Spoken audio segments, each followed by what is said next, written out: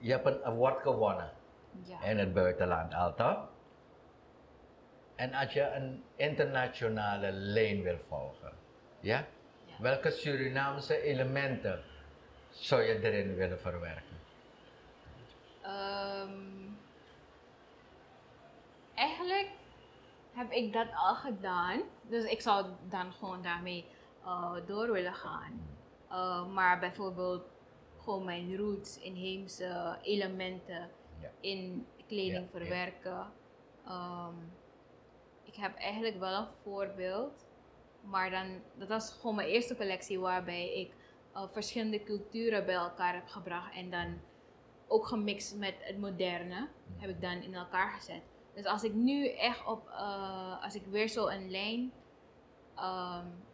zou moeten creëren, dat erin willen verwerken? Ja, maar nu heb ik dan meer kennis en meer informatie, waardoor ik dan iets geweldiger zou kunnen creëren. Maar dan nog steeds met die elementen van inheemse en Maronische. Je noemt inheemse. Kijk, we zitten in Suriname. Hou er rekening mee, is een cultureel land. Ja, dus nee, maar nu, die ervaring heb je al met die inheemse dingen. Ik weet niet, misschien is het een idee van mij, weet je, om die andere culturen ook, want we zijn in Suriname met een multiculturele samenleving, dat je dat ook misschien erin zou kunnen verwerken en dit is Suriname. Ja. Ik denk dat dat sowieso wel kan, maar omdat ik nog niet helemaal heb over nagedacht, dan zeg ik nu dat ik bijvoorbeeld heb ik die vraag gesteld, dan kan je erover nadenken.